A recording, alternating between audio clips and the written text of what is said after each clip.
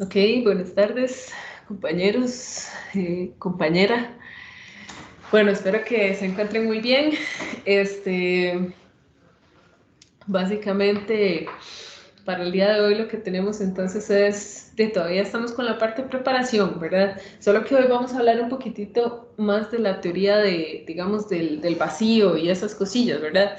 Además de, digamos, de esa clase, digamos que tenemos una pequeña presentación por ahí, vamos a tener entonces también la presentación de parte de ustedes, ¿verdad? Que era la que habíamos tomado como prueba corta, ¿verdad? Entonces, ahí ustedes tenían asignado un ejercicio, este, y pues bueno, justamente la idea es entonces tal vez comenzar con la clase y después seguir un poquitito con eso de las exposiciones, si les parece, porque sí veo que todavía pues falta ahí gente, ¿verdad?, de conectarse a la sesión. Entonces vamos a dar ahí como un chance y así mientras tanto pues vamos avanzando con esto. Bueno, no sé si tienen alguna consulta con respecto a la sesión pasada, con respecto a algún tema administrativo por ahí. Ok, perfecto. Entonces, si no tienen consultas, les voy compartiendo entonces por acá la pantalla. Igual la presentación ya la pueden acceder ahí en el TEC Digital, ¿verdad? Sin problemas. Entonces nada más ahí como para que lo tengan presente. Como les decía, ¿qué es lo que vamos a ver hoy? Bueno, hoy vamos a hablar un poquitito de la tecnología de vacío. Este, Resulta que muchos de los procesos que están relacionados con todo el tratamiento, la formación de los materiales y de las capas delgadas incluyen vacío, ¿ok? Entonces, vacío a presiones bajas, ¿verdad? Básicamente. ¿Y por qué entonces, por ejemplo, cuando se habla de la parte de capas delgadas se usa vacío? Bueno, más que todo es por el hecho de poder disponer de un método de limpieza, ¿verdad? En donde no exista algún otro tipo de contaminación procedente, por ejemplo, del aire, procedente de, qué sé yo, algún tipo de vapores por ahí, ¿verdad? O algún tipo de gases que se encuentren en la atmósfera. Entonces, justamente eso es lo que nos motiva a nosotros a estudiar y hablar un poquitito de esta parte del vacío. Entonces, la idea justamente de esta sesión, y bueno, probablemente la próxima, porque en realidad hoy nada más comenzamos el tema, es justamente ir estudiando un poquitillo ahí, pues algunos aspectos, digamos, fundamentales, ¿verdad? Todo lo que son las características, un poquitito por ahí, los tipos de flujo y demás. Entonces, eh, digamos en términos generales, ¿verdad? Cuando pensamos en todo lo que son la producción de láminas delgadas, hay que contemplar un montón de procesos, ¿verdad? No solamente químicos, sino incluso también físicos. Entonces, hay que pensar en estudio de superficies, análisis de partículas, ¿verdad? En fin, ¿verdad? Hay un montón de cosillas por ahí que deberíamos entonces de poder manejar, ¿verdad? Si estamos hablando de presiones bajas.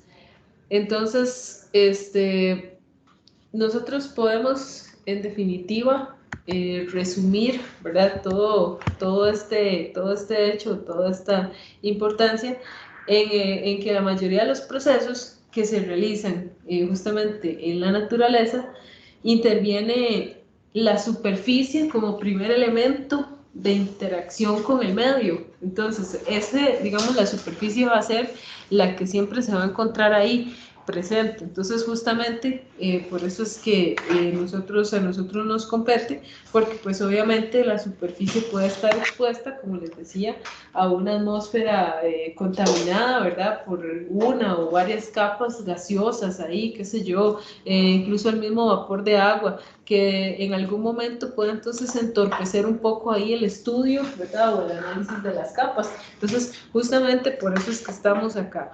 Eh, También hay que pensar en el tema entonces, digamos, de qué espesor estaríamos considerando si estamos hablando, por ejemplo, de monocapas ahí de gases, ¿verdad? Entonces, todas esas cosillas justamente son las que a nosotros nos van a interesar acá.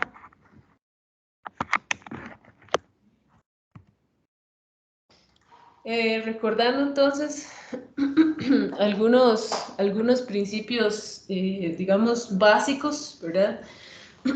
Con todo lo que tiene que ver con el régimen de la circulación o el movimiento de los gases.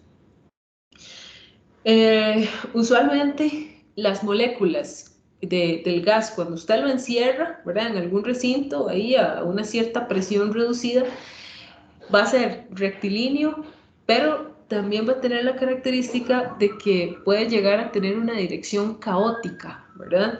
Entonces, ¿a qué nos referimos con caótico? De que simplemente las moléculas chocan, ¿verdad? Elásticamente entre ellas, entonces van generando ahí como redes de tensiones elásticas. Comienzan a chocar incluso también con las paredes, ¿verdad? El volumen que las contiene, pensemos tal vez en una tubería, que es como lo más usual, entonces así van cambiando su dirección constantemente. Entonces, lo más importante acá de previo es recordar dentro de los principios todo lo que son las unidades de presión más frecuentes, ¿verdad? Al menos utilizadas en la tecnología del vacío, que es todo un estudio, ¿verdad? Tenemos entonces que la presión la podríamos definir así en términos generales, ¿verdad? Como fuerza aplicada sobre unidad de superficie, ¿verdad? Entonces, de allí que podemos tener, como les decía, diferentes unidades, siendo entonces para nosotros la más importante, en este caso el Pascal, ¿verdad? Que justamente es la que utilizamos en el sistema internacional. ¿Alguna o alguno recuerda qué es un Pascal? Porque eso es una unidad compuesta. Entonces, ¿qué era un Pascal? ¿Cómo lo definíamos? Era Newton sobre metro cuadrado. Correcto, Newton sobre metro cuadrado, ¿verdad? Entonces recuerden siempre esa definición. Newton sobre metro cuadrado es Pascal. Pero bueno, también hay otras unidades, tal como lo podemos observar y lo recordábamos, ¿verdad? Estaban, por ejemplo, las atmósferas, el bar, bueno, aquí no aparece, pero el tor, ¿verdad? De los torricelis. Aparecen bueno, en algún momento los milibares, aquí no están, aquí solo están los bares, los kilogramos, fuerza sobre centímetro cuadrado también. Eh, Se utilizan los milímetros de mercurio, ¿verdad? Entonces, vean que en esta tabla está bastante bonita porque es una tabla de equivalencias donde usted básicamente puede, digamos, utilizar estos factores, ¿verdad? Y así lograr convertir o hacer el cambio de una unidad a otra. Recordando entonces, igual en esta misma línea, ¿verdad? Siguiendo con el tema, habría que también pelotear un poco los principios básicos. ¿Cuáles eran los principios? Bueno, cuando recordamos, por ejemplo, la ecuación del estado de los gases, ¿verdad? Entonces, acuérdense que en este caso teníamos por ahí que RT, ¿verdad? Es equivalente a P y P es igual a N por K por T. Entonces, ¿qué era todo eso? Bueno, recuerden ahí que, por ejemplo, N, básicamente N mayúscula, bueno, en este caso, si estamos usando P por U igual a N mayúscula era el número de moles. Cuando hablamos de R, siempre era la constante de gases, que había varias formas de expresarla, pero lo más usual es que la trabajemos en joules, mol por Kelvin.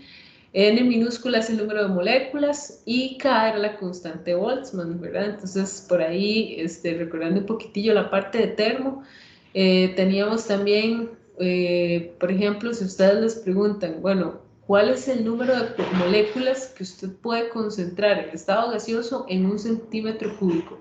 Independientemente de cuál sea el gas, ¿verdad? No importa, en condiciones estándar, en buena teoría, nosotros deberíamos de poder colocar 2.4 por 10 a la 19 moléculas de un gas en cada centímetro cúbico, ¿verdad? En buena teoría. Entonces, pues son cosillas, ¿verdad? Que, como les digo, son importantes y hay que ir recordando un poco.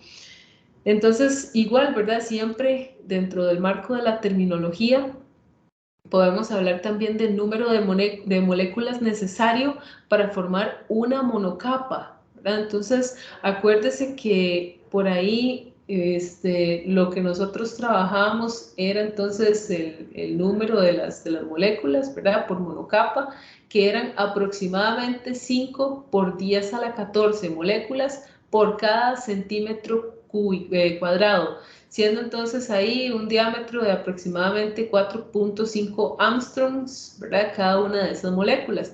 Entonces, con este diámetro, con un diámetro aproximado, en buena teoría deberíamos de poder generar una monocapa con 5 por 10 a la 14 moléculas, ¿verdad?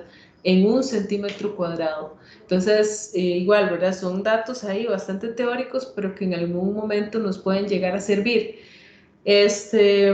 Un parámetro bastante importante de toda esta teoría cinética de los gases y demás era también el recorrido libre medio, ¿verdad? Entonces, esto es la distancia media recorrida entre dos choques, ¿verdad? O entre las colisiones consecutivas, digamos, de cada una de esas moléculas. Entonces, digamos que esa magnitud depende más que todo de la presión del gas, ¿verdad? Siendo esta en una relación inversa, ¿verdad? Ojo por ahí con la fórmula. Entonces, digamos, en términos generales, por ahí tienen la formulilla, ¿verdad?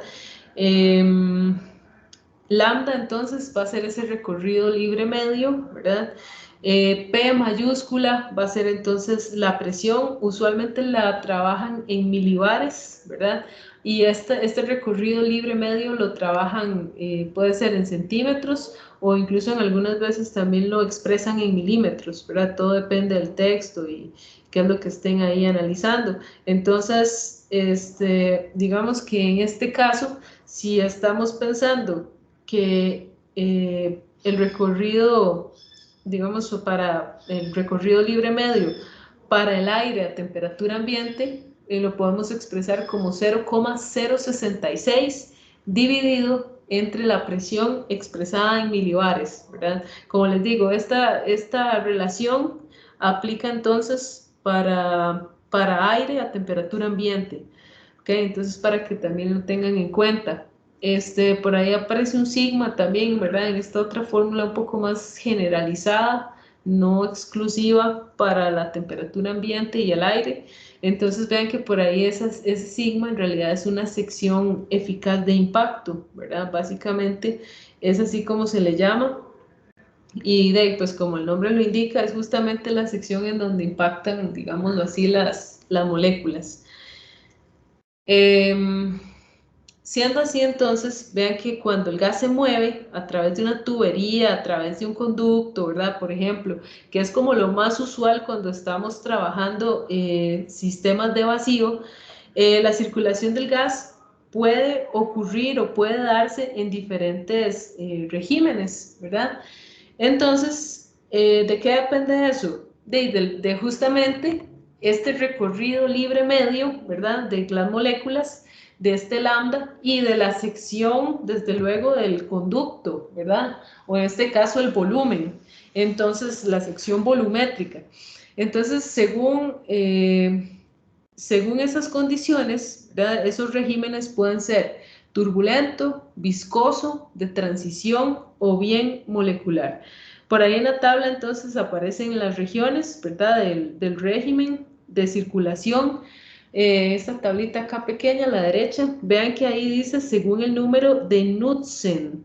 Entonces, ¿qué es ese número de Knudsen? Ese número es la relación entre ese recorrido libre medio, ¿verdad? De las moléculas, es decir, entre lambda. Entonces, relación entre lambda y el radio del tubo, ¿ok? Entonces, si ustedes se fijan, ese número lo calculan de esta manera. 2 veces el recorrido, 2 veces lambda, dividido entre el diámetro total. Entonces, En el régimen turbulento, la circulación digamos, del gas ocurre usualmente de una forma tal que las líneas de la corriente se entrecrucen de una forma desordenada, ¿verdad? Obviamente, porque es turbulento. Usualmente esto no es algo que se presente en los sistemas de vacío, ¿verdad? Obviamente habrán casos especiales donde puede existir este tipo de flujo, pero bueno, igual es importante que lo mencionemos y lo estudiemos. Tenemos también el régimen viscoso. Entonces, en este caso, cuando hay régimen viscoso, las líneas de corriente se conservan paralelas, ¿verdad? Entonces, si imagine que las líneas de la corriente van paralelas unas a otras, entonces el gas circula en forma, como quien dice, de láminas, ¿verdad? Entonces esas láminas se deslizan o se desplazan unas sobre otras. Obviamente la velocidad va a cambiar, ¿verdad? Entonces la velocidad tiende a disminuir conforme se acerca a las paredes. Usualmente la velocidad al centro es la mayor velocidad, si estamos pensando en una tubería, por ejemplo, ¿verdad? Y conforme se aleja radialmente hasta las paredes, termina prácticamente en cero, ¿verdad? Esa velocidad, o eso sería lo esperado. Si estamos trabajando entonces este tipo de flujos. Por eso es que se le llama así, ¿verdad?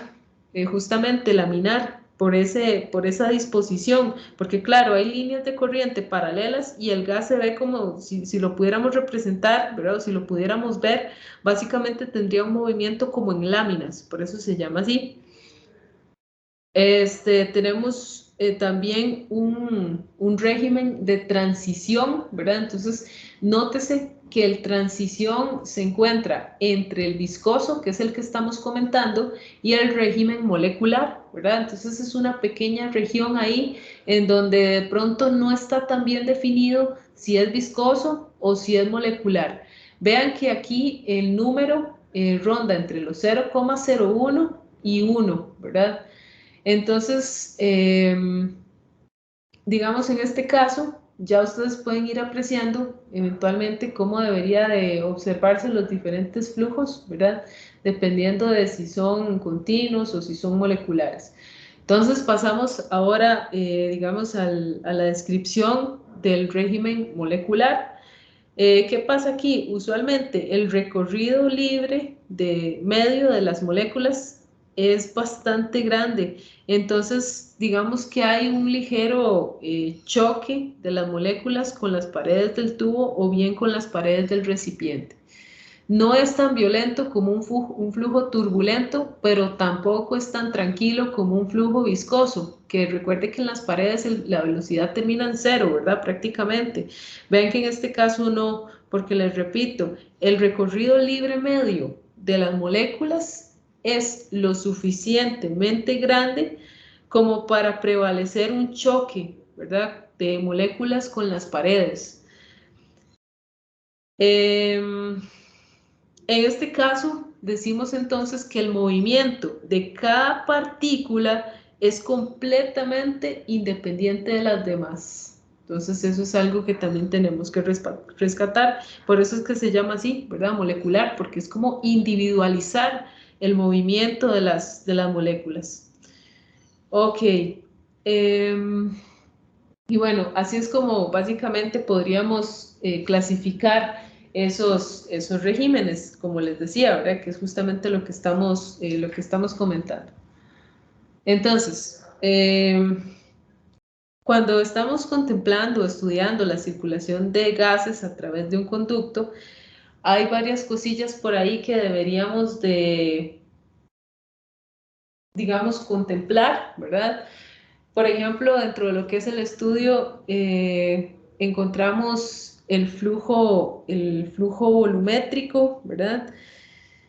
En este caso, vean que lo estamos definiendo, el flujo de gas está, digamos, definido, representando el número de moléculas que van atravesando un un plano normal a la dirección del flujo, ¿verdad? Entonces, usted va a tener aquí su plano y ese plano se encuentra normal a la dirección, ¿verdad? Que en este caso está representado con una rayita roja. Entonces, digamos, ese número de moléculas que atraviesen ese plano en una unidad de tiempo definida, ¿verdad? Entonces, por eso es que lo estamos representando así, en este caso con una letra S mayúscula, ¿verdad? Entonces nos dice que S va a ser igual a V entre T. Vean que entonces lo que tenemos ahí es una tasa, ¿verdad? Ese V entre T en realidad debería de ser como más bien un dV entre dt, porque debería de ser una tasa de flujo volumétrico, ¿verdad? Es decir, el volumen de gas que circula por unidad de tiempo, ¿verdad? Y que lo vamos a medir ahí a una cierta temperatura y presión del gas. Entonces, de acuerdo con esa expresión, vean que la tasa del gas la podemos representar, por ejemplo, en litros por segundo, ¿verdad? O la podemos representar en metros cúbicos por segundo y así sucesivamente. El flujo o, bueno, sí, o carga del gas, ¿verdad? Que es, así también le conocemos. Usted le puede decir carga de gas, usted le puede decir flujo. Básicamente va representando entonces una energía, ¿verdad? Que atraviesa ese plano normal. Em, Podemos medir entonces la cantidad de gas, ¿verdad? Dependiendo ahí de la temperatura del sistema, ¿verdad? Porque recuerden que si ya comenzamos a meter un poquillo de variaciones, pues habría que contemplarlo también. Entonces podemos utilizar con base en la ecuación de los gases perfectos, ¿verdad? Podríamos encontrar ahí el famoso flujo gaseoso, ¿verdad? O el throughput, que es el flujo másico. Vean que se lo representamos con la letra Q mayúscula, ¿verdad? Entonces, en realidad este va a ser relacionado con el número de moléculas que pase a través de una sección. Vean que la definición es muy similar, ¿verdad? Solo que en el caso del flujo volumétrico hablábamos de todo un volumen de gas. En el flujo gaseoso hablamos de un número de moléculas de gas. Entonces, esa es la única diferencia. Es muy conceptual. Vean que entonces a Q la podemos expresar como P por V entre T, ¿verdad? Es decir, P por S. Es decir, P mayúscula va a ser entonces la presión. Entonces, presión por flujo volumétrico va a ser igual a flujo gaseoso. Podemos utilizar igual, ¿verdad? Diferentes unidades, podemos utilizar los torricelis, ¿verdad? Por litro sobre segundo, o podemos usar atmósferas por centímetro cúbico entre segundo, etcétera, etcétera, ¿verdad? Y cualquier otro tipo ahí de combinación de estas unidades que se les ocurra. La conductancia, que la representamos con la letra C de un orificio o de un conducto, valga la redundancia, para el transporte de los gases, la podemos entonces expresar como C igual a Q entre delta P. Entonces, ¿qué es lo que representa esa C? Vean que en realidad es la resistencia que el tubo opone a la conducción del gas, ¿verdad? Por eso es que la hablamos como una relación entre el flujo a través de una línea de conducción y la diferencia de presión en los extremos, ¿verdad? Porque esa presión en los extremos nos da una idea a qué tanta oposición, ¿verdad? O resistencia genera el tubo al paso del gas. ¿Quién va a ser Q? Muy importante. Bueno, Q va a ser el flujo de gas que va circulando, ¿verdad? Y P, entonces vean que hablamos de un delta P, P2 menos P1. Esas son las presiones de entrada y salida. En este caso, la P2 sería la presión de entrada y la P1 sería la presión a la salida. Usualmente esa medida de C la podemos representar en litros sobre segundo, por ejemplo. Este, Podemos también utilizar metro cúbico sobre segundo, ¿verdad? Etcétera. Entonces, si ustedes se fijan, hay una pequeña analogía por ahí, ¿verdad? Un poquitito, para los que son buenos observadores, entre la conductancia con la circulación de corriente eléctrica, ¿verdad? Em, digamos que en la electricidad nosotros diríamos que esa diferencia de presiones correspondería a la diferencia potencial, ¿verdad? Y el flujo en este caso correspondería más bien a la intensidad de corriente. Entonces, en ese caso, C sería la conductividad. Entonces, vean que digamos, lo podemos relacionar por ahí también. ¿A qué viene esto? Pues resulta que puede ser que, por ejemplo, usted tenga dos o más tubos o orificios que se puedan conectar en paralelo, por ejemplo, ¿verdad? Entonces ya ahí ustedes pueden ir haciendo la analogía y justamente a eso es a lo que nos referimos ahí con esa asociación de tubos o esa asociación de orificios, ¿verdad? Entonces, como les decía, podríamos colocarlo en paralelo, ¿verdad? Entonces, en ese caso, usted nada más hace la sumatoria por ahí de esa conductancia, o bien lo podríamos estudiar como conductancia en serie, ¿verdad? Entonces, recuerde que cuando era en serie, la sumatoria se hace 1 entre C, 1 más 1 entre C2, más 1 entre C3 y así sucesivamente. Entonces, de estas expresiones, justamente, nosotros sacamos que ese cálculo de esa conductancia debería ser inverso al de las resistencias eléctricas. Y bueno, el cálculo de esa conductancia, ¿verdad? De un conducto, valga la redundancia, es de mucha importancia en los sistemas de vacío. ¿Por qué? Porque permite encontrar varias cosas. Por ejemplo, la velocidad real de evacuación de las bombas de vacío, ¿verdad? Todo lo que son problemas de acoplamientos entre conductos o, por ejemplo, entre orificios, qué sé yo, en una bomba. Entonces, vean que esa conductancia también depende un poquitito de la geometría del conducto, ¿verdad? Y obviamente del régimen de circulación del gas, ¿verdad? Porque no va a ser lo mismo conducir un gas turbulento, por ejemplo, ¿verdad? Que un gas molecular. Usualmente en los sistemas de láminas del gas o capas del gas pueden presentarse casos en los que el régimen de circulación del gas no sea exactamente el molecular, que es como el usual, ¿verdad?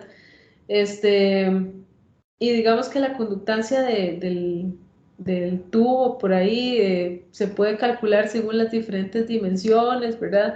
Se pueden hacer también correcciones con respecto a los efectos de los extremos del tubo, entonces ya usted puede tener ahí como una formulilla un poco más, digamos que un poco más detallada. Bueno, por ahí nos indican entonces que deberíamos de notar algunas cosillas interesantes.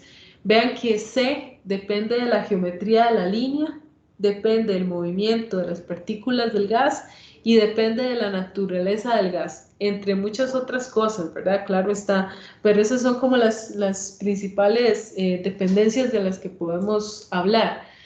La conductancia de una línea de vacío puede limitar el paso del gas y por tanto pues la velocidad de bombeo de la bomba, valga la redundancia. Entonces, siendo así la conductancia de la línea de aspiración de una bomba, por ejemplo, usualmente se escoge como de unas 10 veces superior a la velocidad de bombeo, ¿verdad? Entonces, como para ir contrarrestando un poco esos efectos que estamos comentando. Ok, y bueno, básicamente, pues así es como podemos hablar un poco de esa parte de la asociación de los elementos, ¿verdad?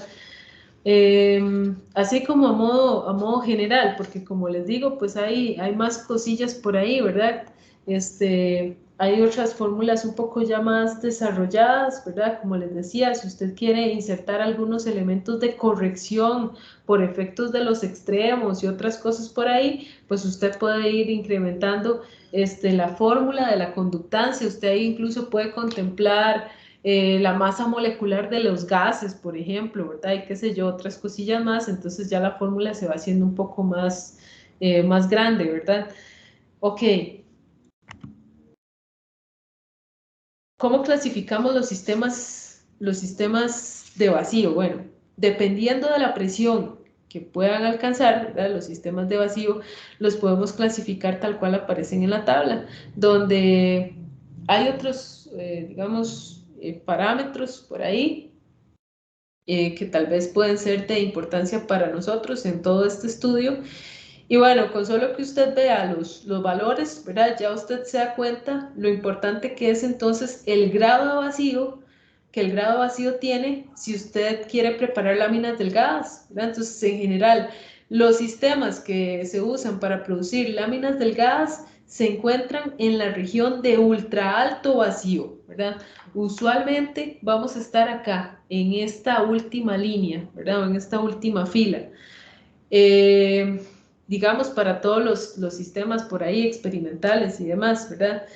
Si estamos trabajando en la industria, usualmente estamos en la última y penúltima y antepenúltima líneas, ¿verdad? Que estaríamos entonces hablando de un alto vacío. En este caso, decimos que el recorrido libre medio, es decir, el lambda, puede ser mayor que las dimensiones de la cámara. Entonces puede ser que el desplazamiento de los átomos se dé de una forma un poco más direccionada, por así decirlo, ¿verdad? Y pues esto puede ser bastante beneficioso para nosotros y sobre todo a la hora de querer controlar los sistemas. Entonces, justamente acá pueden ir observando la diferencia en ese lambda, ¿verdad? En ese recorrido medio, vean que conforme nos vamos a bajo vacío, ¿verdad? Nos acercamos al bajo vacío, vean que sus numerillos vienen siendo muy pequeños, de hecho son números negativos, mientras que cuando nos encontramos más bien trabajando en ultra alto vacío, que es el otro extremo, vean que tenemos números mucho más grandes, ¿verdad? De ese recorrido medio. Entonces, nada más ahí como para que ustedes vayan observando esas correlaciones, ¿verdad? Ahí están entonces los límites que deberíamos emplear según la presión en los milibares, ¿verdad? Entonces, justamente esa presión es la que nos establece en qué punto nos estamos encontrando, ¿verdad? De esa clasificación. Ok, no sé si hasta acá tienen alguna consulta. ¿Estamos bien? Sí, más o menos. Ok, perfecto. Entonces, bueno, siendo así, ¿verdad? Esta sería la primera parte, como les decía, de todo lo que tiene que ver con los sistemas de vacío. Entonces, la idea para la próxima sesión sería ahondar un poquitillo en la parte de la dinámica, hablar un poco de todo lo que son los componentes básicos de estos sistemas, ¿verdad? Cómo podemos evaluarlos incluso. Y entonces ya la otra semana hablaríamos de todo lo que son los diferentes tipos de bombas, ¿verdad? Porque obviamente para generar vacío necesitamos bombas, entonces cada una de ellas pues tiene alguna particularidad, ¿verdad? Que las hace distintas a las demás.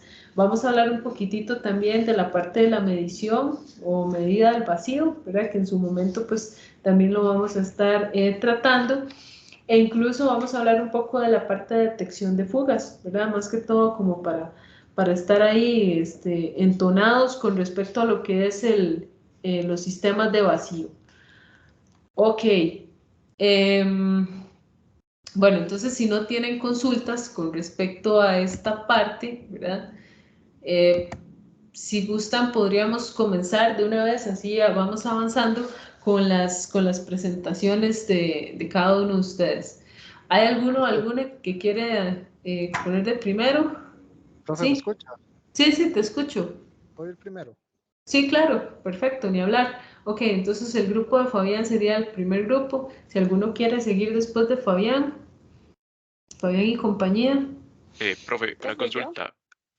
Yo podría ir de Ok. último, es que me toca exponer y no he llegado todavía a la casa porque vengo del trabajo. No sé si me puede dejar de último para Sí, evitar. claro, Ok, no hay ningún bueno, problema. Ok, gracias. entonces Yo empecemos quiero con ir mucho después de gusto. Fabián. Perfecto, Nicole. Entonces empecemos con Fabián y compañía y después nos vamos con el grupo de Nicole.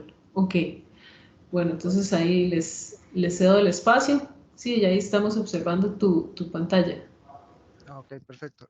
Bueno, mi grupo está constituido por mi persona, Maite Gómez y Roger Morales. Entonces, bueno, teníamos que buscar un documento que tuviera algún tipo de medición de rugosidad. Entonces, lo que encontramos fue uno que utilizaba el perfirómetro de rugosidad superficial, microscopio de barrido electrónico y vimos que obtenían una rugosidad de forma indirecta a través de la dureza Vickers y utilizaban también unas ecuaciones. Luego buscamos que estuviera indexada y la fecha que fuera menos de 5 años. Entonces, el título seguía Investigación teórica y experimental sobre la rugosidad superficial en engranes cónicos mediante un novedoso proceso de acabado magnetorreológico. Entonces, bueno, la técnica ya arriba lo mencioné un poco, que especificamos más que todo una. El acero es en un acero 20 con magnesio, cromo 5. Bueno, luego sería el objetivo del estudio, por qué se realizó la investigación, qué información novedosa aporta el artículo de recubrimientos de capas delgadas en los materiales. Bueno, dentro de lo que logró encontrarse con el estudio fue que con ese sistema MR que estaremos hablando del magnetorreológico, permitía obtener un mejor acabado en los piñones cónicos. Entonces, con esto aumentábamos la vida útil de este producto después de la fabricación. Luego tenemos los ensayos y técnicas empleadas. Bueno, el proceso de DMR, de magnetorreológico, consistía en digamos, en un 20% de concentración del volumen de la partícula de hierro electrónico, 20% de concentración del volumen de las partículas abrasivas de silicio, silicio con carbón, que ya se me olvidó el compuesto, y 60% de concentración en volumen de fluido y 80% de parafina y un 20% de grasa. Entonces, con el perfilómetro logramos, bueno, con el maquinado, primero obteníamos estos valores de acá, que la verdad se ve que es un acabado, digamos, bastante malo, y ya después, una vez que se le aplicó el proceso magnetorreológico, obtuvimos este resultado. Entonces se ve que sí se logra mejorar mucho, digamos, el proceso después del MR. Después con el microscopio de barrido electrónico, logramos obtener el antes y el después en los piñones. Entonces antes podemos ver que teníamos grietas, rasguños, y esto provocaba que tuviera más fricción y por lo tanto un mayor desgaste. Después de aplicado el proceso, logramos obtener, bueno, como se ve, el mejor acabado. Ya no tenemos grietas y esto nos ayuda a aumentar la vida útil del proceso. Entonces, dentro de las principales conclusiones tenemos que cada diente, bueno, SB significa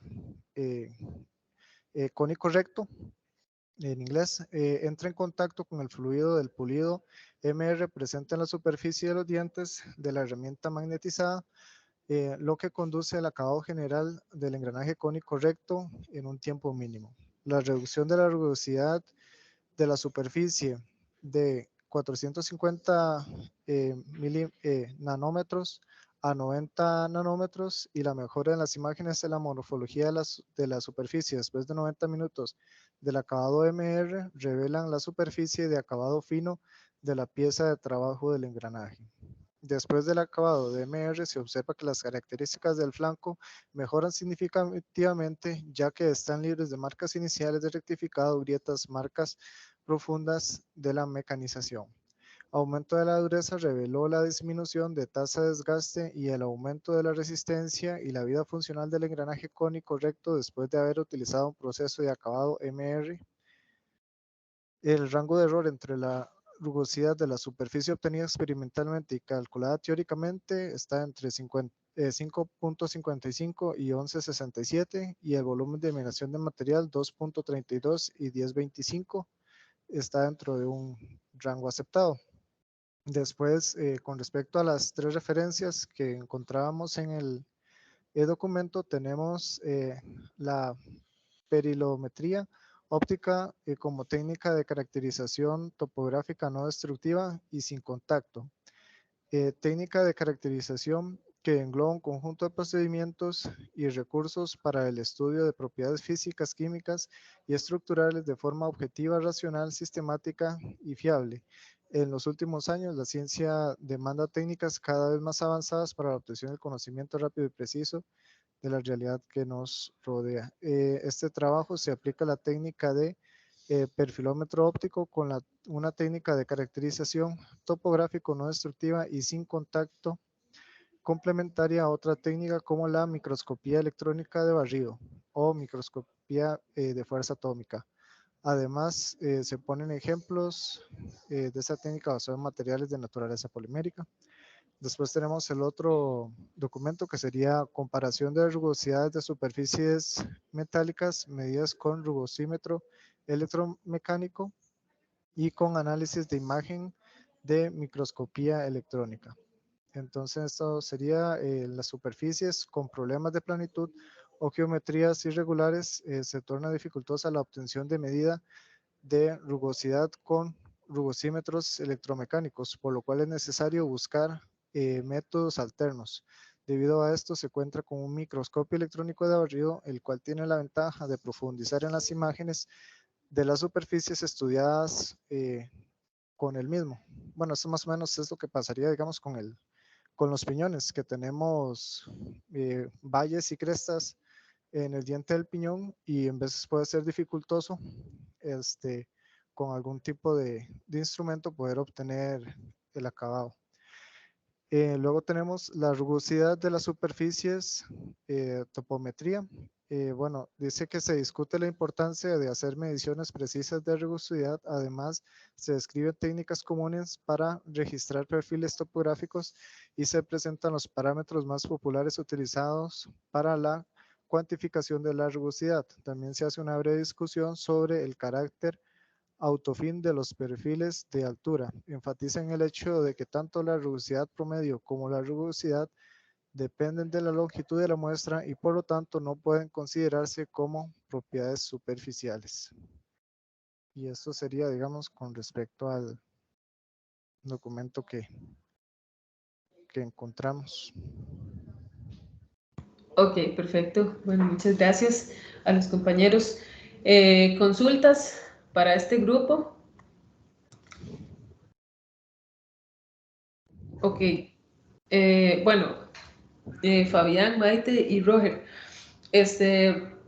Nada más, tal vez ahí, si me indican, no me quedó muy claro entonces, se utilizó el MR básicamente como para generar ahí el campo magnético, ¿verdad? Y demás, y es como para poder generar ese nuevo acabado, ¿verdad? Es así.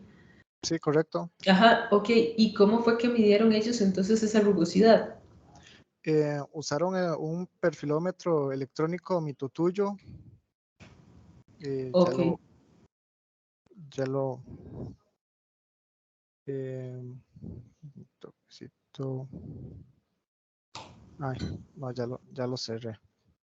Ok, ok. Pero, Sí, pero sí, básicamente era perfilómetro, entonces. sí, un Ok, perfilómetro ok. tuyo. Y bueno, y después con el microscopio se lograron obtener las imágenes y, Ajá. y digamos, con ecuaciones, digamos, lograron como encontrar una relación entre la dureza y el acabado superficial. Entonces, que eso lo despliegan bien en el artículo.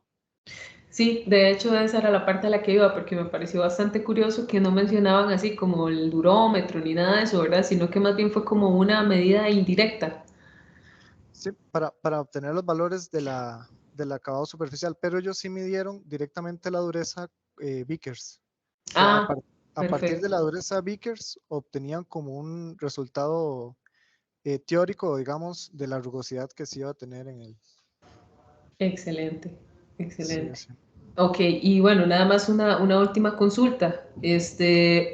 cuál era la preparación, si pudieron ahí como leerlo, o si por ahí lo expresan tácitamente, cuál era la preparación de las muestras, digamos, de cara a, por ejemplo, lo que era la medición de la rugosidad propiamente. ¿Mencionaban algo de eso o no?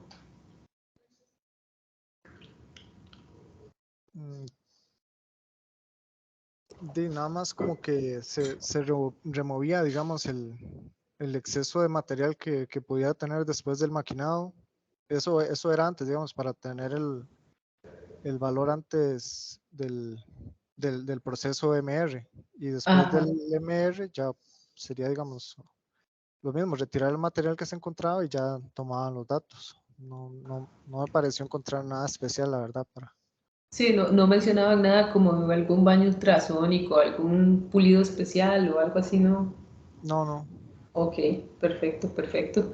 Bueno, muy bien, bueno, muchas gracias ahí a los compañeros. En realidad el estudio está muy bonito porque incluye también esa técnica, ¿verdad? Entonces ahí está todo ese asunto de esos dispositivos, los magnetorológicos, que como ustedes escucharon de la investigación ahí de los compañeros, de la recopilación, básicamente lo que hace es como generar ahí un campo magnético, ¿verdad? Entonces, usualmente el flujo, la densidad del flujo se puede ir controlando ahí, ¿verdad? Con el software del reómetro, qué sé yo, entonces es bastante interesante, ¿verdad? Este, y hay un montón de aplicaciones también bastante modernas con respecto a esas técnicas. Pero bueno, excelente. Muchas gracias entonces ahí a los compañeros por el aporte. Continuamos entonces con el grupo de Nicole. Profe, disculpa una pregunta. Sí. ¿Ya habilitó el TEC digital para subir el documento? Yo creo que no, yo creo que no. Voy a fijarme y cualquier cosa ahí les digo si ya lo habilitamos. Ok, ¿Ok? de acuerdo, gracias. Ok, con gusto.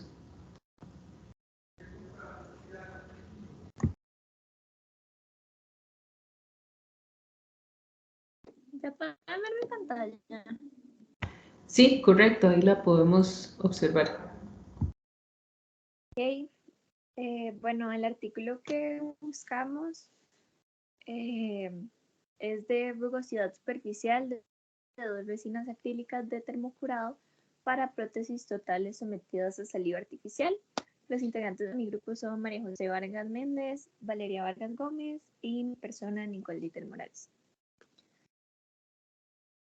Aquí pueden ver las generalidades del artículo, como el título que ya se los mencioné, es del año 2018, el DOI. La técnica de medición de rugosidad estudiada es rugosímetro de palpador mecánico. Y el material estudiado son resinas acrílicas de Veracryl y Triplex Hot.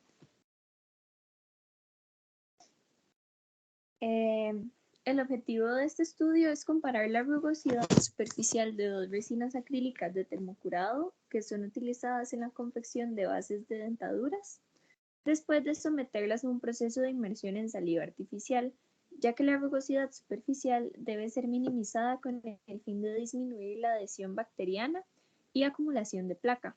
Además, que esto puede influir en la estabilidad dimensional de una prótesis removible, resultando en un incremento de volumen y peso. Para los ensayos y técnicas empleadas, la medición de la rugosidad superficial se utilizó un rugosímetro manual. Las mediciones fueron realizadas por un solo operador previamente estandarizado. Se realizó la medición de la rugosidad superficial inicial a los 30 especímenes de prueba, teniendo en cuenta los parámetros de rugosidad basado en la profundidad. Se utilizó la medida de rugosidad media aritmética y posteriormente fueron almacenados en recipientes para análisis de laboratorios. Se procedió a la inmersión en saliva artificial elaborada con xilitol, magnesio, calcio, potasio y agua extra pura según la composición reportada previamente. Cada espécimen fue sumergido en 5 mililitros de saliva de manera que fueran cubiertos en su totalidad. Posterior a la inmersión se llevaron los cuerpos de prueba a la incubadora Telco a 37.5 grados centígrados con el fin de simular la cavidad oral y su temperatura normal por 60 días, haciendo cambio de la saliva artificial cada 10 días. Al finalizar el tiempo, se retiraron y se sometieron a la prueba de rugosidad final de todos los especímenes para realizar la comparación y evaluar los cambios con los resultados iniciales.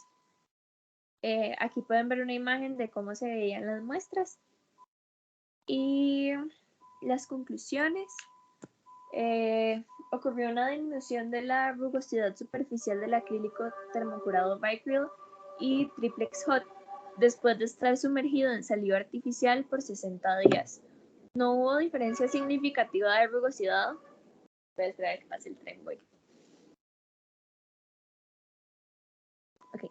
No hubo diferencia significativa de rugosidad superficial entre los acrílicos evaluados, pero la resina Veracryl sí tuvo una tendencia a valores mayores de rugosidad no significativos.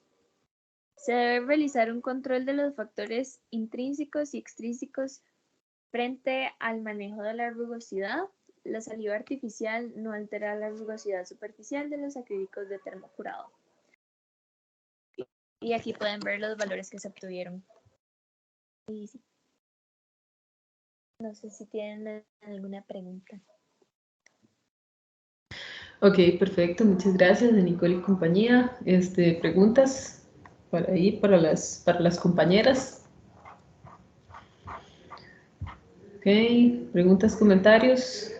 Ok, entonces, bueno, vean que nada más ahí resaltar en este artículo que escogieron las compañeras, está muy interesante la parte de, digamos, el objetivo en sí mismo, porque vean que entonces aquí ya estamos hablando de un asunto de interferencia, digámoslo así, de la rugosidad directamente en lo que es algo tan importante como la adhesión bacteriana, ¿verdad?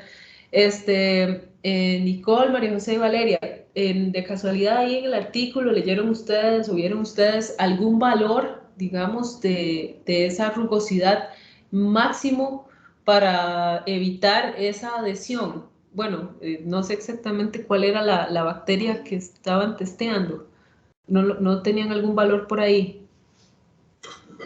Profe, en sí el artículo no hablaba de una bacteria en especial, pero sí decía que creo que eran como 0.2, vamos a ver si me acuerdo, como 0.2 micras, algo así lo que tenía que medir. O sea, ¿bueno? El máximo, digamos. Ajá, el máximo que tenía que medir antes de que llegara y empezara ya a generar ese problema de bacterias. Ajá, correcto, correcto. De hecho, con respecto a eso, vean que es todo un tema, porque entonces vamos a decirlo así, a las bacterias no les gustan las superficies demasiado lisas, porque vean que entonces 0.2 es un valor bastante bajo, ¿verdad? Uno esperaría un buen acabado superficial. Pero resulta que si estamos hablando de dispositivos médicos, ¿verdad? Entonces sí, perfecto, no se te pegaron las bacterias, pero entonces tampoco se van a adherir las células, ¿verdad? Entonces dependiendo qué es lo que estamos buscando, hay que hacer un rejuego ahí con respecto a sus valores. Por eso yo les preguntaba a las compañeras si de casualidad vieron por ahí ese dato.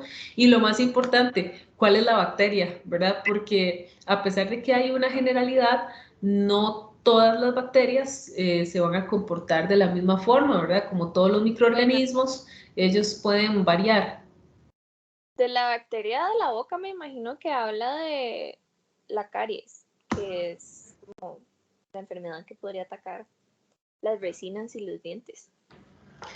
Sí, ¿verdad? Podría ser, pero igual no significa que solo, o sea, que solo tengamos esa ahí presente, ¿verdad? Porque a pesar de que uno diría que va a ser solamente esa, digamos, como el elemento patógeno, ¿verdad? Puede haber algo más, ¿verdad? Qué sé yo, algún tipo de estreptococos o alguna otra cosilla por ahí. Entonces, por eso les digo, eso en realidad puede ser muy variable, ¿verdad?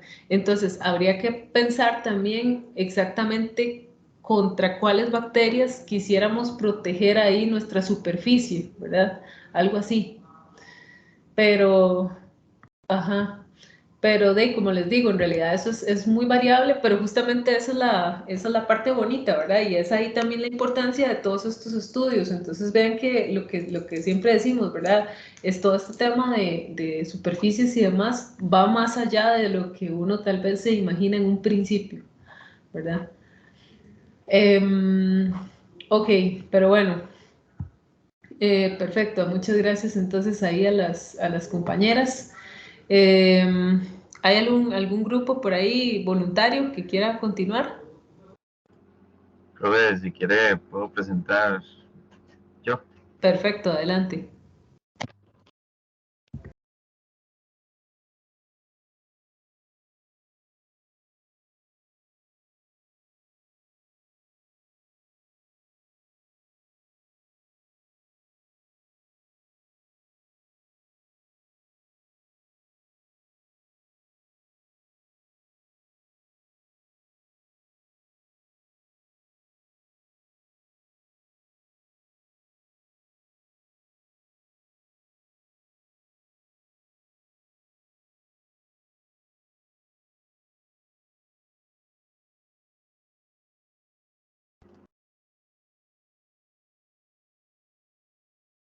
Si se logra ver la pantalla. Sí, correcto, ya ahí la estamos observando. Ok, muy buenas noches. El tema que vamos a exponer es un tema que se realizó en un proyecto de caracterización que investigamos la parte del tratamiento de superficies aerodinámicas de acrilonitrilo, butadieno, estireno para reducir la rugosidad en la fabricación de modelos de deposición fundida. En este artículo fue elaborado por José Matamoros, Nancy Araya, Rafael Mora, Natalia Mora, en persona. También los profesores Carlos Otárola, Marcela Meneses, Claudia Villarreal y Gustavo Rijo. Esto es para hacer referencia a las personas de ahí que no están presentes aquí con nosotros, pero para que esté referenciado. Entonces, los que integran este quiz es mi compañera Diana Barahona, Carlos Castro, Rolando Jiménez y mi persona. La técnica en material se utilizó una medición de la rugosidad empleando un perfilómetro óptico de Z20, que ese es el que está en el tecnológico. El material estudiado es un polímero ABS, que es el nitrilo butadieno estireno. La investigación e información basada en el artículo lo que hizo fue determinar la variación de la rugosidad de la superficie aerodinámica que fue impresa en 3D posterior al tratamiento que, digamos, se le haya implementado.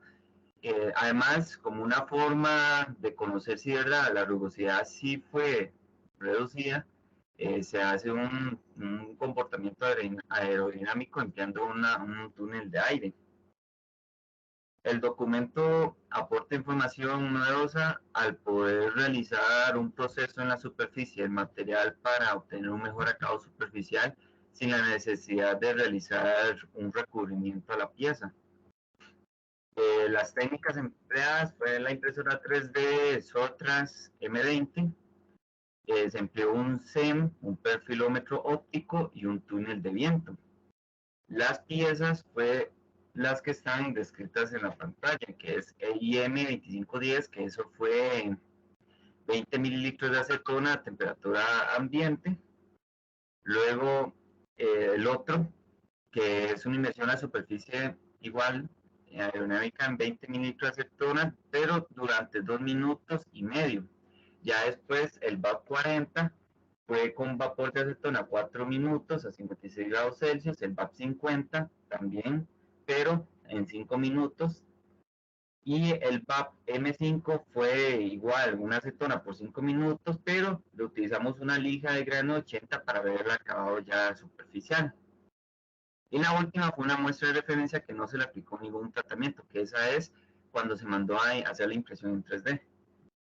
En esa imagen podemos ver tanto el SEM, que es en la primera fila, tanto el sin tratamiento, que es el del lado izquierdo, y conforme se va corriendo las imágenes a la derecha, así va a ser el tratamiento. Por ejemplo, el segundo es IM 2510, el tercero IM 2523, el cuarto es VAP 40, el quinto VAP 50 y el sexto VAP M5. Igual se puso en la parte de abajo la imagen que se obtiene en el perfilómetro. Ya obteniendo los resultados del RA, vemos que el BAP50 es el que tiene menor tamaño de RA y la desviación estándar que se usaron, porque se hicieron 15 muestreos en la imagen para conocer la rugosidad, se ve que la desviación estándar en los resultados de las muestras, el de BAP50 es el que tiene más bajo. Entonces, se puede inducir que es un tratamiento eficiente si lo comparamos con el de no tratamiento, que es de 168,33.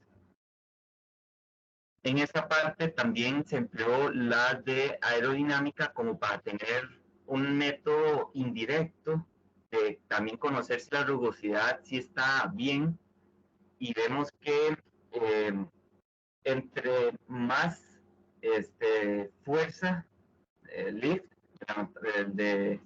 el lift, vemos que el BAP50, que es la que está en gris, es la que presenta mejor, y en rack es la peor, que significa que no está haciendo, o sea, está haciendo más levantamiento del ala que las demás. Entonces, que esto indirectamente nos dice que la superficie tiene menor rugosidad que las demás, que se le hicieron otros tipos de tratamientos. Entonces, como conclusiones, mediante el análisis SEM, se llegó a determinar los tratamientos por inmersión y vapor con acetona no reducen los poros de la superficie completamente, porque en las imágenes del SEM se vieron que había unos poritos, pero sí hubo una reducción de la rugosidad. Aunque el de acetona y un lijado provocó grietas, que esto puede generar entrada ya sea de material u otro líquido en la pieza. El perfilómetro demostró que los menores niveles de rugosidad y desviación estándar de las medidas se consiguen con el tratamiento realizado a las piezas de BAP5, resultando ser el procedimiento óptimo. Además, se comprobó que las piezas tienen el mejor desempeño en las pruebas del túnel de viento al tener una menor fuerza de arrastre. Esto es porque no tiene, entre menor rugosidad, menos fuerza de arrastre. Y la referencia es del documento que acaba de exponerles, y el de los integrantes. Gracias. Muy bien. Muchas gracias entonces a Feliot y el resto de los compañeros. ¿Preguntas para este grupo? ¿Comentarios? Ok. Bueno, vean que en realidad es muy interesante, ¿verdad? Porque incluso casi que todo el estudio se realizó acá, ¿verdad? Un par de preguntas, Feliot. Es que no recuerdo si lo mencionaste. ¿La impresión la realizaron también en la escuela? La impresión, sí, la impresión 3D se realizó también en la escuela. Todo se realizó en la escuela. Tanto la impresión de los perfiles, que esos son como las tipo alas de avión, que tienen una cierta curvatura, donde entra el aire tanto por la parte de arriba como en la parte de abajo. Y eso se mandó, sí, ahí en la impresión 3D se hicieron los tratamientos, se mandó a hacer el SEM, se realizó lo del perfilómetro, se realizó lo del túnel de viento y se determinaron las desviaciones estándar y cuánto era la medida de RA según el tratamiento. Sí, de hecho las mediciones del túnel también las hicieron acá, ¿verdad? En Mante. Sí. Ok. Pregunta con respecto a la parte de la medición de la rugosidad. ¿Cuál era entonces, tenés una idea más o menos de cuánto era el área total de la muestra?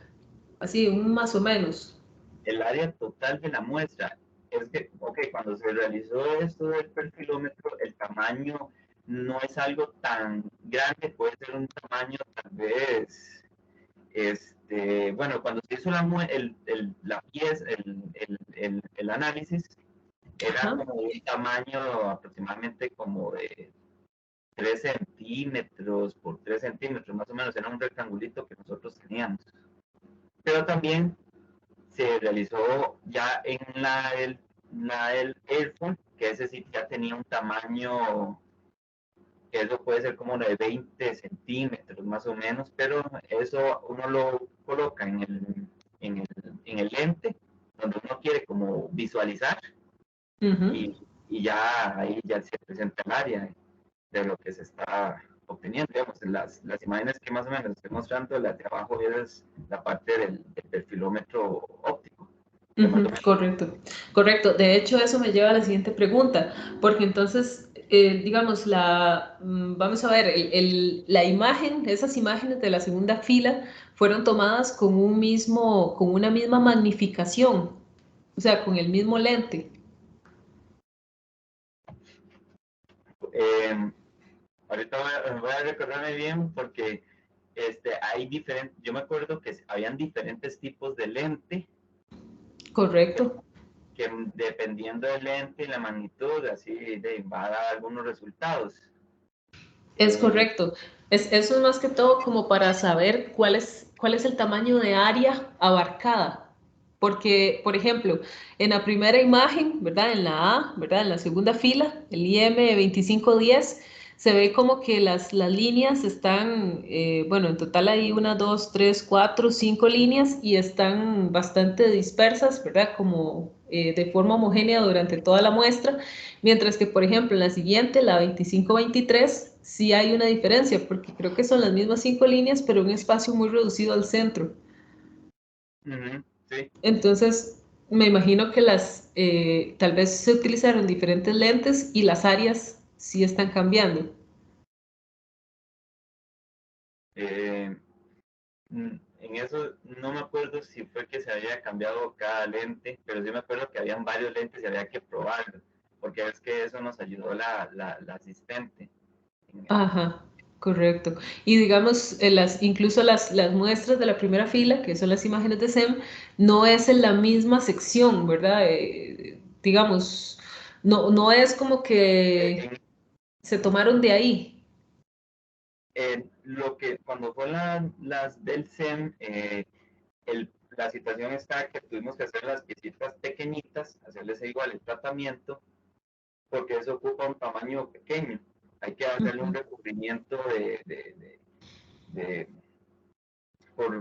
un recubrimiento metálico para que el SEM no salga, creo que es blanco, sino que se pueda ver la imagen. Ajá. Sí, con los contrastes. Entonces, eso sí, lo que está lo que se midió con el perfilómetro es de otro tamaño a lo que se midió con lo del SEM. Pero lo del SEM sí tiene algunos grados de acercamiento distintos. Sí, claro, claro. Lo que te quiero decir es que entonces las imágenes, pues evidentemente no son coincidentes. Es algo así como meramente ilustrativo, digamos, arriba está SEM y abajo perfilómetro, pero no significa que se tomaron de ese lugar, ¿verdad? No. Uno es como para ver cómo está la parte superficial, o sea, como en forma general. La parte de la izquierda que es sin tratamiento, lo que sucede ya después de un tratamiento, el cambio que se da de tanto claro. de la izquierda el uno a ya los demás. Pero incluso eran muestras diferentes, ¿verdad? Me dijiste. O sea, muestras diferentes, tanto de lo que está en el, o sea, como para el IM2523, teníamos dos piezas, uno para hacer el SEM y el otro para hacer el perfilómetro. Entiendo, sí. Que en buena teoría recibieron el mismo tratamiento, claro está. Ajá, ok, perfecto. Bueno, todas estas preguntas en realidad vienen orientadas en esta línea. Vean que en realidad, tal vez de pronto, ¿verdad? Así como a mi parecer, el hecho de no haber elegido la misma muestra puede incrementar un poco ahí el tema de la variabilidad. Evidentemente, ya ustedes lo contemplaron y de allí, por eso todo el estudio, digamos que ustedes eventualmente tuvieron que realizar en ese hecho, ¿verdad? De esa variabilidad de los datos, más sin embargo, de pronto, a ver colocado la misma muestra podría reducir un poco, ¿verdad? El tema de ese error. Y también vean que siempre es importante, digamos, que exista un control sobre la sección medida en el rugosímetro, ¿verdad? En buena teoría, si por ejemplo, qué sé yo, usted va a medir en el centro de la muestra A, de la 2510, entonces para la B deberías también de medir al centro. Y en buena teoría, igual, ¿verdad? Para disminuir el efecto digamos, de las variables, deberías también entonces utilizar el mismo lente, ¿verdad? E incluso, por ejemplo, que las líneas, en este caso, que están tomando para la medida de la rugosidad, se efectúen a una misma distancia y que se encuentren, digamos, en la misma posición, porque incluso, por ejemplo, analizando la A y la D, vean que se parecen bastante, sin embargo, las líneas sí están desplazadas. Entonces, a eso es a lo que uno se refiere, ¿verdad? Que en buena teoría debería existir como un control un poco más riguroso. ¿Por qué tendríamos que ser más delicados aquí? Porque vean que lo que se usa es un perfilómetro, ¿verdad? Entonces, recuerden que de todos los equipos que tenemos para medir rugosidad, decíamos que el perfilómetro es como el menos convincente, ¿verdad? Por así decirlo, porque tiende a ser una medida un poco indirecta, si le podemos llamar de esa manera. Entonces, vean que justamente para reducir ese efecto deberíamos de siempre pensar en controlar un poco mejor la sección que vamos a medir, ¿verdad? Entonces, bueno, nada más ahí como, ¿verdad? Es una observación. Y este artículo ya sí lo publicaron, lo lograron colocar. No, o sea, todavía no. Ok, perfecto. Está en proceso de entonces. Más o menos. Más o menos. Ok, revelando datos sensibles, entonces, Feliot. Este, ok, bueno, no, perfecto, pues ojalá que lo puedan, y que lo pudieran publicar, ¿verdad? Está bastante bonito, está bastante interesante el estudio en general. Pero bueno, nada más entonces vean que de una de las tantas aplicaciones, ¿verdad? Que puede llegar a tener una medición, algo tan simple como una medición de rugosidad. Entonces, bueno, les agradecemos mucho a Feliot y compañía. Pasemos entonces ahora al siguiente grupo. Creo que ya nos queda solo uno, ¿verdad? ¿Quiénes faltan de exponer?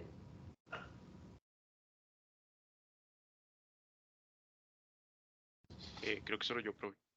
Ah, ok, perfecto. Entonces, si Faltamos nosotros gusta. también, profe. No sé Ah, si ok. vamos nosotros. Sergio. Ok.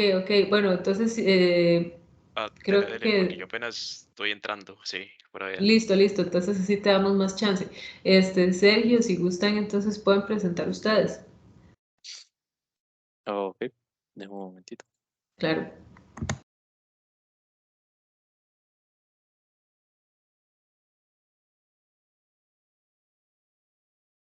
Me dice cuando ve mi pantalla, por favor. Ahí, justamente. Ok, bueno, buenas noches. Yo, mis compañeros José Matamoros y Juan Pablo Mora, vamos a presentar este artículo que es un modelo basado en procesamiento de imágenes para la caracterización de la rugosidad superficial y el daño subsuperficial de una oblea o un recubrimiento de silicio hecho con hilo de diamante. Lo más importante de recalcar que la introducción es que el silicio es un material que se usa como semiconductor para el diseño de celdas solares, sistemas fotovoltaicos, etcétera. Y para poder hacer el procesamiento, digamos, de esas capas de silicio, normalmente se usa una sierra de hilo de diamante, ¿verdad? Y entonces lo que vamos a estudiar son los efectos de esta sierra de hilo de diamante en, en la superficie de silicio. Entonces, primero lo que se hace, digamos, por así decirlo, vamos a crear un modelo de rugosidad de daño superficial, eh, en la cual lo que hacemos es la recolección de datos mediante ciertas máquinas que vayamos a hablar o equipos que vamos a hablar más adelante. Y se toman esos datos y se recolectan y después se analizan por medio de ecuaciones y ciertas software ahí, softwares. Entonces ya un poco más de lo que es el procedimiento que se siguió es, digamos, se agarra un lingote de silicio en las cuales se cortan varias muestras, en este más específico fueron 3 con el hilo diamante. Después, que es, digamos, que en el equipo A, digamos, en la imagen, en esta primera imagen, la sección A, podemos ver como ahí donde tienen todo el sistema para cortar el silicio. Después, lo que hacemos es que mediante un escaneo láser de microscopía cofocal, se observa la superficie y se dan las coordenadas 3D para después poder hacer todo lo que es el procesamiento de imágenes. Y que es como lo que puedes ver en el examen en la parte B y C. Y por último, la sección grabada, se observa la sección mediante un microscopio electrónico de barrido. Digamos, entonces aquí podemos ver cómo agarran en la acción D, agarran la sección y la observan y la pulen mediante el equipo E y F, las secciones C y F. Ahora mi compañero Juan Pablo le va a hablar un poco más sobre los resultados y las discusiones que hicieron sobre este. Sí, para el resto de los compañeros, nada más hay una parte que nosotros queríamos omitir en esta explicación de este artículo, y es que ellos hacen como un análisis de la rugosidad superficial y también del daño subsuperficial, ¿verdad? Esa parte del daño subsuperficial, yo sé que no lo vimos en clase y por eso lo queríamos como omitir, pero ellos hacen el análisis de los, como en esos dos enfoques con respecto a estos resultados.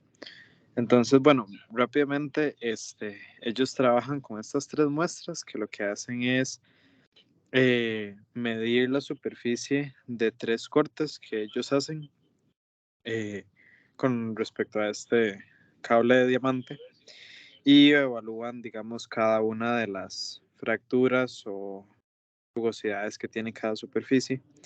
Podemos ver en las 3 imágenes, digamos, está la figura 1, también está la figura 2 y la figura 3 más abajo, que cuando ellos miden de manera transversal a la dirección de corte, es donde se encuentran las mayores grietas, digamos, provocadas por este tipo de corte, ¿verdad? En las 3 se ve que la grieta máxima, digamos, la fractura máxima, se encuentra en esta dirección. Y también en el artículo llegan a concluir que este tipo de corte, el material lo que recibe es una fractura frágil, y también hay cortes o remoción de material dúctiles, ¿verdad? Entonces, por ejemplo, en esta imagen, la figura C, lo que podemos ver es que esa concavidad que vemos ahí se da porque es una zona frágil en el material, que a la hora de que pase como un segundo pulido con ese corte de diamante, se va a terminar cayendo esa parte del material. Y esta segunda, esa parte de 1.5 micrómetros, es lo que les hablaba del daño subsuperficial, que ellos también hacen un análisis del daño de profundidad, ¿verdad? Que llegan a tener estas grietas. Sergio, si quieren les muestro las otras 2 imágenes. Pero en resumen, ellos lo que hacen es agarrar siempre 3 medidas de cada superficie, y aquí es donde ellos concluyen que este corte es tanto cortes frágiles como dúctiles también. Ya en las conclusiones, Sergio, si quiere vamos al final. Bueno, ellos concluyen varias cosas, ¿verdad? Pero asociadas a ese tema de profundidad. Pero en resumen es que entre más grande sea la velocidad del cable, el diámetro y la proporción, digamos, que ellos utilizan, generará, digamos, una fractura mucho más profunda dentro de estas superficies, mucho más ancha y mucho más larga, ¿verdad? Entonces, no sé si tienen alguna otra pregunta. Ya con esto terminaríamos. Ok, perfecto, muchas gracias entonces a los compañeros. Preguntas, comentarios, dudas. Bueno, ven que en realidad algo que llama la atención, que no sé si tal vez alguno o alguna por ahí le puso, digamos, atención a ese detalle, vean que en este artículo que los compañeros eligieron, lo que se está midiendo es la altura de las irregularidades en 10 puntos, ¿verdad? El famoso RZ. Entonces, vean que a diferencia del resto de los artículos, porque por ejemplo, bueno, en el grupo del caso del expuesto por Feliot, en el caso expuesto por Nicole y compañía, vean que ellos siempre utilizaban el RA, ¿verdad? Que era la desviación media aritmética, ¿se acuerdan? Que yo les decía, bueno, casi siempre reportan el RA, la desviación, pero en algunos casos podrían reportar otra cosa. Vean que, por ejemplo, aquí pues, resultó mejor reportar las irregularidades en esos 10 puntos, ¿verdad? Que básicamente era tomar 5 valles y 5 crestas, ¿verdad? Algo así como la media de los, digamos, de los más altos y los más bajos, por así decirlo.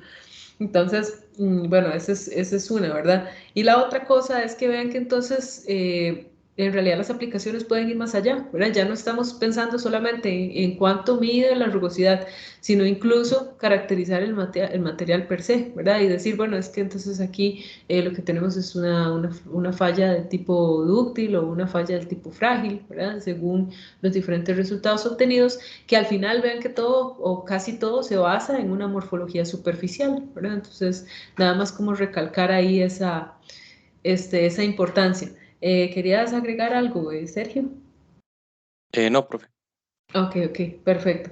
Entonces sí, nada más recalcar entonces por ahí esa importancia, pero bueno, está muy bonito digamos, el ejemplo, ¿verdad? Porque es muy representativo y pues es totalmente morfología, entonces está muy, muy interesante. Es un ejemplo sencillito, algo fácil de entender, pero se está representando todo allí. Ok, perfecto. Bueno, muchas gracias entonces a los compañeros y continuaríamos entonces con Eduardo. Si ya estás listo por ahí. Ok, profe, sí, claro. Adelante.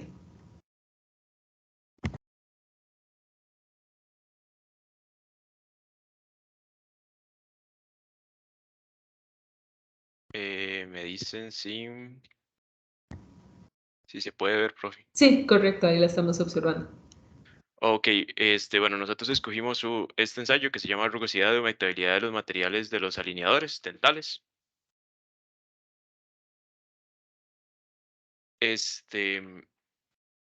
Bueno, las técnicas empleadas aquí fueron microscopía de luz reflejada y perfilometría óptima para la estimación de parámetros de rugosidad superficial. Bueno, ellos utilizaron estos 4 materiales que están aquí, que sería polietileno glicol, polietileno glicol tetralato o PLG, bueno, lo que ellos denominan DUR y RK. La investigación se realizó para la caracterización de la rugosidad superficial de estos termoplásticos contemporáneos utilizados en su fábrica de alineadores de ortodoncia para evitar una biopelícula. Que una biopelícula es básicamente una película microbiana que lo que hace es como acumular una cierta cantidad de bacterias o microorganismos complejos que pueden crecer, multiplicarse en la superficie como el dispositivo dental y producir sustancias que puedan dañar el tejido dental y causar enfermedades, ya sean como placa dental o caries directamente. Bueno, ¿cuál fue la preparación de la muestra? ¿Para qué se utilizaron? ¿Y cuáles fueron los principales resultados obtenidos? Bueno, respecto a esto, eh, se prepararon estas muestras en una salida artificial, con el objetivo igual de medir la rugosidad de estos distintos materiales, de estos 4. Se utilizó, bueno, se colocó la prótesis en un molde de yeso en un molde de yeso pulido para simular lo que sería la superficie de la boca. Este, bueno, en la imagen de la derecha lo que tenemos son las imágenes de microscopía de la luz reflejada de la superficie del material, como se ilustran en ella. Se mostró que tiene una textura superficial suave y con algunos rasguños que posiblemente estén asignados al proceso de producción, ya que estos son formados termoplásticamente. demostraron que tienen características distintivas asociadas a su movilidad y altas temperaturas, como zonas de adelgazamiento por cizallamiento y estrías unidireccionales, que estas podían ser relativas para presentar como esa acumulación de bacterias. Y en la figura 2 se pueden, que es la de la izquierda,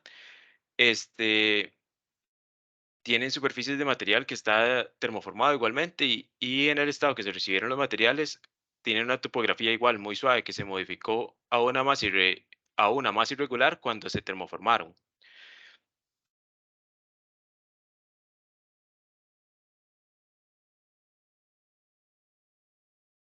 Entre las conclusiones que ellos establecieron en este artículo es que han documentado que la aceleración de la formación de la placa, con un aumento principalmente en la rugosidad de la superficial de la muestra, por lo que ellos determinaron que no es tan directamente, pero ya que como el material termoformado presenta una rugosidad muy suave, pero sí existe esa capacidad de acumular esa película.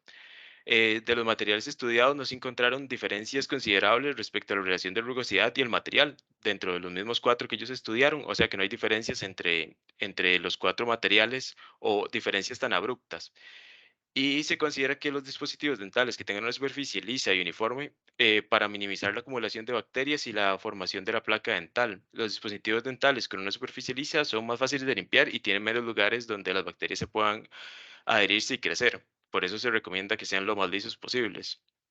Y entre las principales referencias tenemos estas 3, que sería que, bueno, la primera de Abate sería el propósito de este estudio fue explorar como cambios microbiológicos y periodentales que se hicieron en adolescentes por 12 meses que tenían alineadores. Tenemos de Alexandropoulos, que el objetivo fue caracterizar propiedades químicas y mecánicas de los materiales de ortodoncia termoplásticos contemporáneos, y de Bayer, que los implantes limpios intrínsecamente de alta energía superficial son seguros y efectivos, pero persiste una ambigüedad con respecto a las verdaderas cualidades superficiales de muchos materiales de implantes que han sido esterilizados. Y eso sería. Muchas gracias. Ok, perfecto, muchas gracias entonces a este grupo. ¿Preguntas, comentarios? Ok, bueno, una pregunta ahí para los compañeros. ¿Cuál fue entonces el parámetro que se utilizó en la medida de la rugosidad? ¿RA nuevamente? ¿RZ? ¿Qué fue lo que usaron ahí? Ellos sí usaron RA para utilizar la rugosidad. Perfecto. Vean que nuevamente entonces el uso de la medida aritmética. Por eso yo les decía, casi siempre se reporta el RA, ¿verdad? Muy rara vez se reporta el RZ, como en el caso del artículo de Sergio, José y Juan Pablo, ¿verdad? Pero bueno, por eso les decía, es como bastante interesante que pues en este caso la aplicación era otra. Nada más entonces también recalcar con respecto a la presentación de este último grupo, vean que nuevamente, ¿verdad? Nos queda más que claro que una alta rugosidad les gusta bastante a las bacterias, ¿verdad? Si usted tiene superficies muy lisas, a las bacterias eso no les gusta. Y vean que en realidad eso es como algo, es un principio tan básico que se emplea, por ejemplo, en lugares donde se requiere asepsia total, ¿verdad? Entonces, usted ve que, por ejemplo, en lugares donde hay preparación o manipulación de alimentos, además de utilizarse aceros inoxidables, usted se fija que siempre las superficies son con acabados así como pulido espejo, ¿verdad? Entonces, ya ustedes más o menos pueden ir pensando por qué, ¿verdad? Entonces, ya ahí nos damos cuenta que efectivamente si tenemos superficies a menor rugosidad de superficies, vamos a tener una menor incidencia de bacterias. Entonces, vean que todo eso ya pues va teniendo un sentido un poco más práctico, ¿verdad? Entonces ya vamos teniendo por ahí otra visión al respecto. Pero bueno, muchas gracias entonces a los compañeros, a las compañeras. Nada más entonces un par de cosillas, ¿verdad? Un par de anuncios por ahí.